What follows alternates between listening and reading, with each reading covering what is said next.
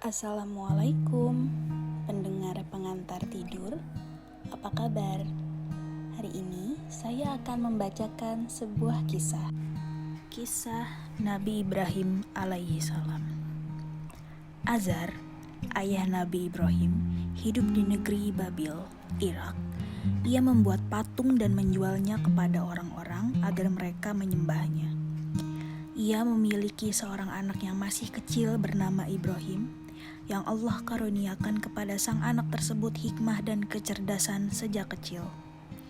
Allah Subhanahu wa Ta'ala berfirman, "Dan sesungguhnya telah kami anugerahkan kepada Ibrahim hidayah kebenaran sebelumnya, dan kami mengetahui keadaannya." Quran Surat Al-Anbiya ayat 51.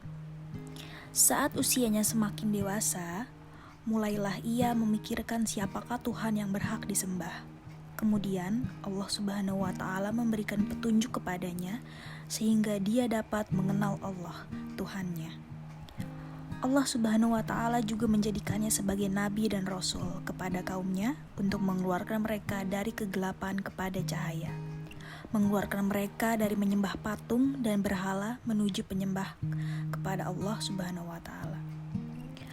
Allah Subhanahu wa Ta'ala juga menurunkan suhuf atau lembaran kepada Nabi Ibrahim yang di dalamnya terdapat adab, nasihat, dan hukum-hukum agar beliau menunjuki kaumnya, mengajarkan kepada mereka dasar-dasar agama, serta menasihati mereka untuk taat kepada Allah, Tuhan mereka, mengikhlaskan ibadah kepadanya dan menjauhi segala perbuatan yang bertentangan dengan akhlak yang mulia.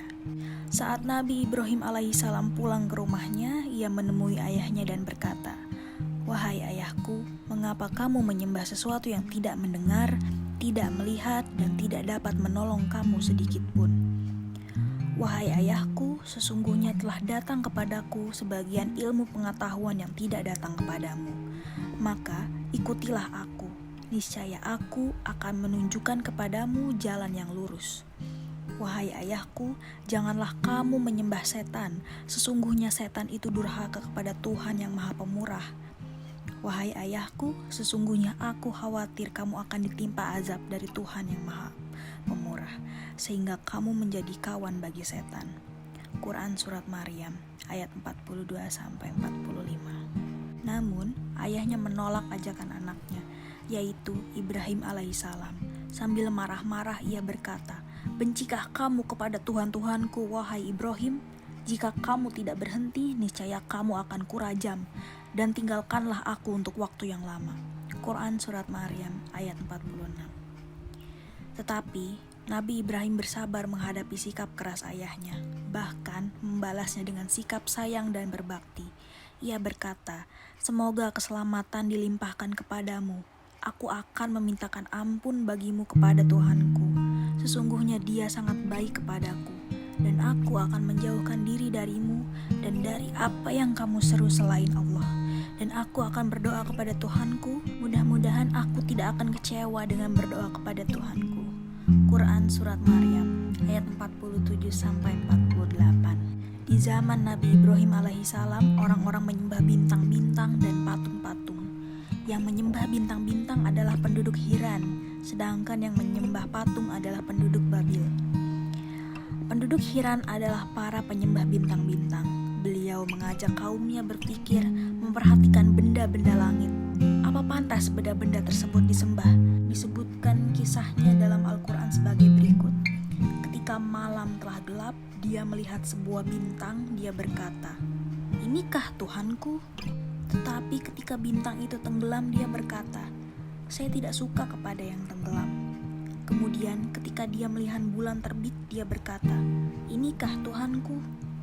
Tetapi setelah bulan itu terbenam, dia berkata, "Sesungguhnya jika Tuhanku tidak memberi petunjuk kepadaku, pastilah aku termasuk orang yang sesat."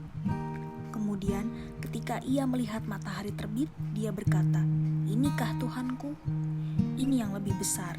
Maka ketika matahari itu terbenam, dia berkata, "Wahai kaumku, sesungguhnya aku berlepas diri dari apa yang kamu persekutukan." Quran Surat Al-An'am ayat 75-80. Di beberapa ayat tersebut Nabi Ibrahim mengajak kaumnya berpikir jernih tentang kelayakan menyembah hayakil atau benda-benda langit.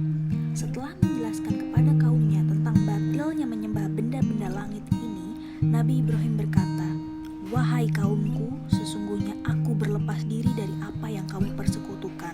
Sesungguhnya aku menghadapkan diriku kepada Rob yang menciptakan langit dan bumi dengan cenderung kepada agama yang benar, dan aku bukanlah termasuk orang-orang yang mempersekutukan Tuhan."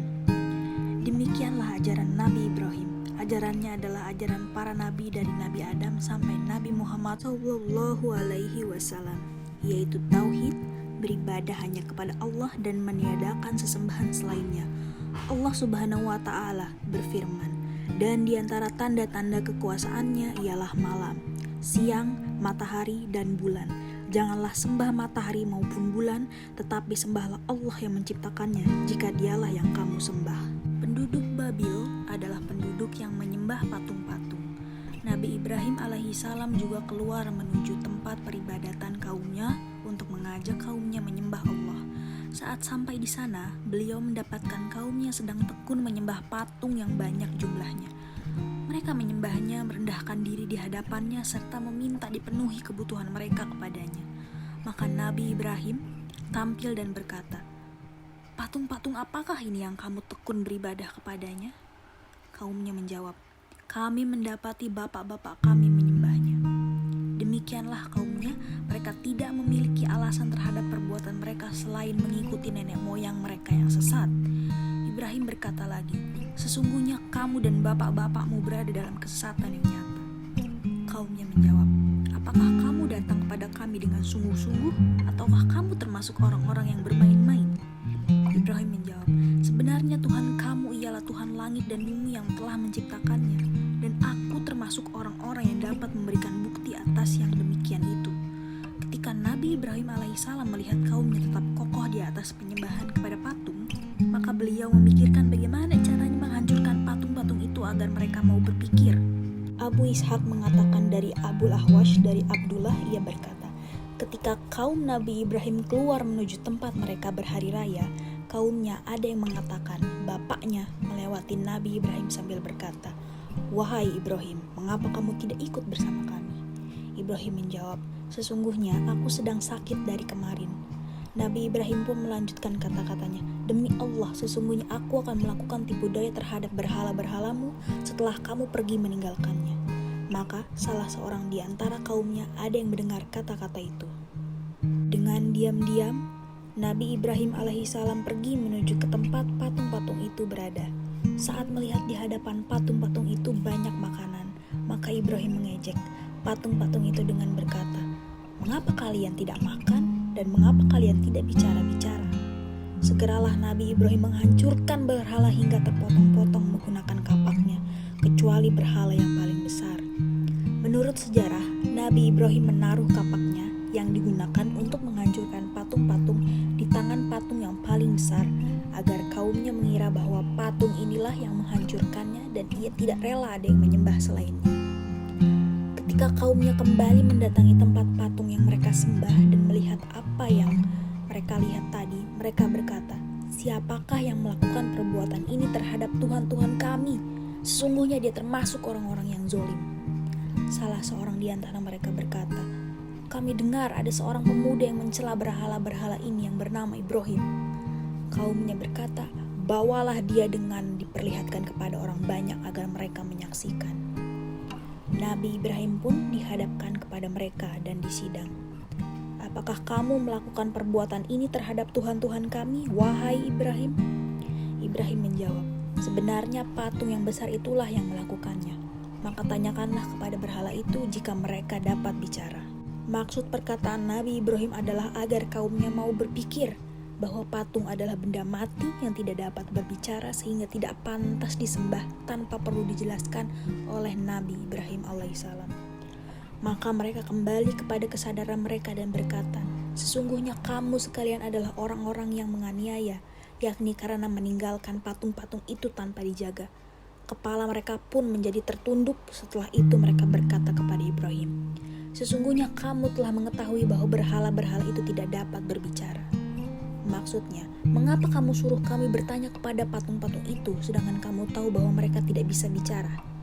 Ketika itulah Nabi Ibrahim alaihissalam berkata, "Maka mengapa kamu kamu menyembah selain Allah sesuatu yang tidak dapat memberi manfaat sedikit pun dan tidak memberi bahaya kepada kamu.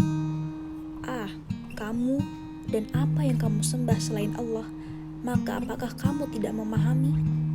Inilah jihad pertama para nabi, yaitu jihadul ilmi wa ikamatul hujjah, berdakwah dan menegakkan hujjah, sehingga tidak ada alasan lagi bagi mereka di hadapan Allah nanti. Ketika kebenaran Nabi Ibrahim telah tampak dan alasan mereka kalah, mereka beralih kepada cara yang lain, yaitu menggunakan kekerasan. Karena Nabi Ibrahim telah menghancurkan patung mereka dan menghina sesembahan mereka, mereka berkata, "Bakarlah dia dan bantulah Tuhan-Tuhan kamu jika kamu benar-benar hendak bertindak."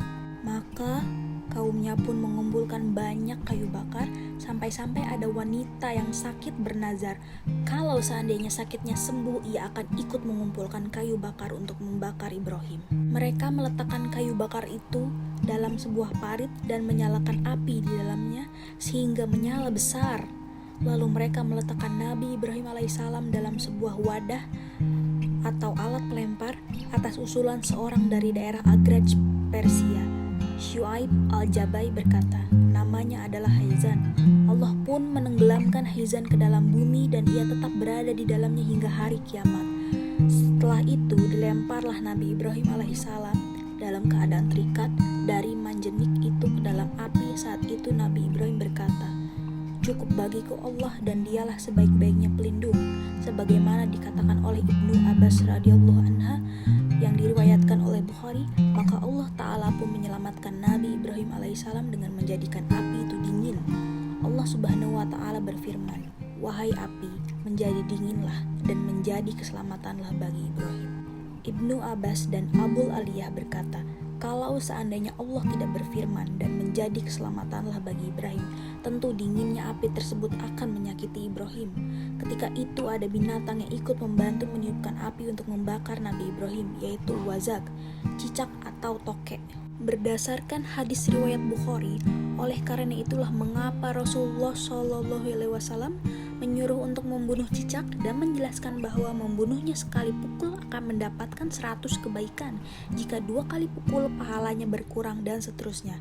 Berdasarkan hadis riwayat Muslim. Wallahu alam. Setelah Nabi Ibrahim alaihissalam selamat dari pembakaran, maka beliau berdakwah kepada raja negeri tersebut, yaitu Raja Babil, yaitu Namrud. Debat antara Nabi Ibrahim alaihissalam dengan Namrud, raja yang mengaku Tuhan.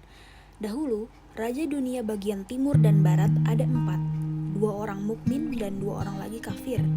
2 orang raja yang mukmin adalah Raja Zulkarnain dan Sulaiman, sedangkan 2 raja yang kafir adalah Namrud dan Bukhtanasir. Di antara 2 raja kafir tersebut, yang didebat oleh Ibrahim alaihissalam adalah Namrud, seorang raja Babil. Nabi Ibrahim berdakwah kepada Raja Namrud karena dia mengaku dirinya sebagai Tuhan. Ada yang mengatakan bahwa ia berkuasa ketika itu selama 400 tahun. Berikut ini kisahnya dalam Al-Quran. Apakah kamu tidak memperhatikan orang yang mendekat Ibrahim tentang Tuhannya? Karena Allah telah memberikan kepada orang itu pemerintahan. Ketika Ibrahim mengatakan Tuhanku adalah yang menghidupkan dan mematikan, orang itu berkata, saya dapat menghidupkan dan mematikan. Ibrahim berkata, sesungguhnya Allah menerbitkan matahari dari timur, maka terbitkanlah dia dari barat, lalu terdiamlah orang kafir itu, dan Allah tidak memberi petunjuk kepada orang-orang yang zalim. Quran Surat Al-Baqarah ayat 258. Pada ayat di atas, Namrud meminta Nabi Ibrahim alaihissalam menunjukkan bukti keberadaan Allah Ta'ala. Maka Nabi Ibrahim alaihissalam berkata, Tuhanku adalah yang mampu menghidupkan dan mematikan, yakni bukti keberadaan Allah Ta'ala adalah adanya sesuatu dan hilangnya sesuatu setelah adanya, karena sudah pasti setiap yang ada, pasti ada yang mengadakannya. Dialah Allah Ta'ala, Tuhan alam semesta. Namrud pun menjawab, aku juga bisa menghidupkan dan mematikan. Maksud menghidupkan adalah dengan membiarkan hidup atau tidak jadi dibunuh orang yang harus dibunuh. Sedangkan maksud bisa mematikan adalah dengan membunuh seseorang. Kata-kata ini sebenarnya dia ucapkan hanya untuk membantah Nabi Ibrahim alaihissalam dan untuk membenarkan dakwaannya mengaku Tuhan, padahal jawaban ini sangat lemah sekali. Nabi Ibrahim alaihissalam kemudian Allah yang menerbitkan matahari dari timur, maka terbitkanlah dari barat.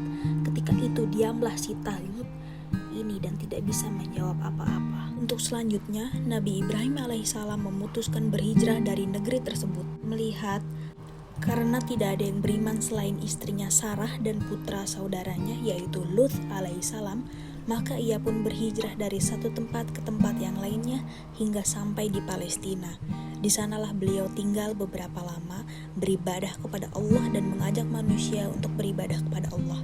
Setelah berlalu beberapa tahun, maka negeri tersebut ditimpa kemarau panjang hingga mendesak Nabi Ibrahim alaihissalam untuk hijrah ke Mesir. Ketika itu, di Mesir ada seorang raja yang kejam, namun suka kepada wanita. Ia memiliki beberapa pembantu yang membantunya untuk memperoleh apa yang ia inginkan. Para pembantunya berdiri di pinggiran negeri untuk memberitahukan kepada raja wanita-wanita cantik yang datang ke Mesir. Saat mereka melihat Sarah, di mana ia adalah wanita yang sangat cantik, maka mereka menyampaikan kepada raja dan memberitahukan kepadanya bahwa bersamanya ada seorang laki-laki. Maka raja pun mengeluarkan perintahnya untuk membawa laki-laki itu. Tidak beberapa lama, beberapa tentara datang dan membawa Nabi Ibrahim alaihissalam kepada raja. Ketika tiba di hadapannya, maka raja bertanya kepada Nabi Ibrahim alaihissalam tentang wanita yang bersamanya. Lalu Nabi Ibrahim menjawab, ia adalah saudarinya. Rajanya berkata, bawalah ia ke hadapanku. Maka Nabi Ibrahim pergi menemui Sarah dan memberitahukan kepadanya apa yang disampaikannya kepada raja dan perkataannya, bahwa Sarah adalah saudarinya. Lalu Sarah pun pergi ke istana. Ketika raja melihatnya, maka raja terpesona melihat kecantikannya dan langsung berdiri menghampirinya. Tetapi Sarah berkata, saya ingin sholat dan berwudu dahulu. Maka raja pun mengizinkannya. Lalu Sarah berwudu dan sholat. Ketika itu ia berdoa, ya Allah, jika engkau mengetahui bahwa aku beriman kepadamu dan kepada Rasulmu, dan aku menjaga kehormatanku selain kepada suamiku, maka janganlah engkau berikan kekuasaan kepada orang kafir ini. Maka Allah mengabulkan permohonannya, menjaganya dan memeliharanya, sehingga setiap kali raja ingin memegangnya, maka tangannya tergenggam atau tercekik, hingga raja pun meminta Sarah agar berdoa kepada Allah agar tangannya terbuka dan raja tidak akan menimpakan bahaya apa-apa kepadanya. Kejadian ini berulang sampai 3 kali.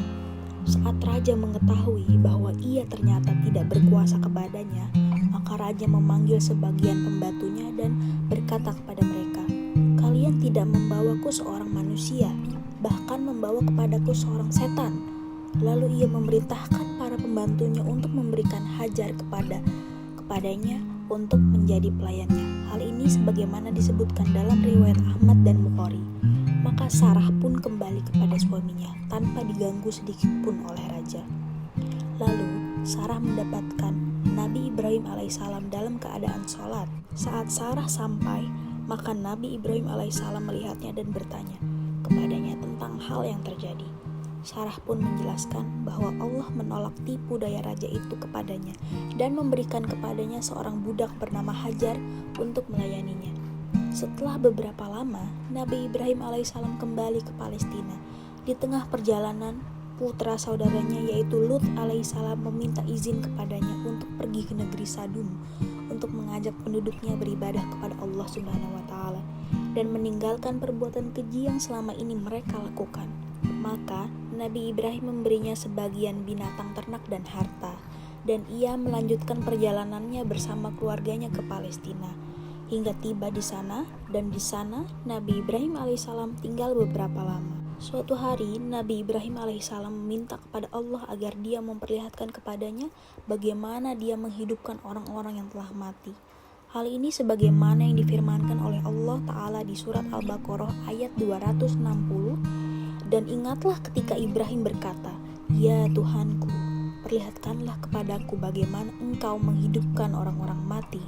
Allah berfirman, belum yakinkah kamu? Ibrahim menjawab, aku telah meyakinkannya, akan tetapi agar hatiku tetap mantap dengan imanku.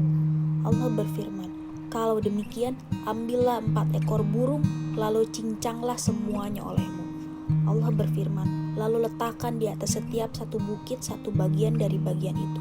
Kemudian panggillah mereka, niscaya mereka datang kepadamu dengan segera. Dan ketahuilah bahwa Allah Maha Perkasa lagi Maha Bijaksana. Maka Nabi Ibrahim melaksanakan perintah itu. Beliau menyembelih 4 ekor burung dan meletakkan bagian-bagian badannya di atas beberapa bukit. Lalu beliau kembali ke tempat semula sambil berdiri menghadap ke arah bukit dan memanggil burung-burung yang telah disembelih. Dan dipisah-pisah badannya itu, tiba-tiba burung itu hidup kembali dan datang kepada Nabi Ibrahim alaihissalam dengan izin Allah Subhanahu wa Ta'ala. Sarah adalah istri Nabi Ibrahim yang mandul. Ia mengetahui keadaan suaminya yang merindukan keturunan yang baik, maka Sarah memberikan pembantunya Hajar agar dinikahinya dengan harapan Allah mengaruniakannya daripadanya keturunan yang soleh.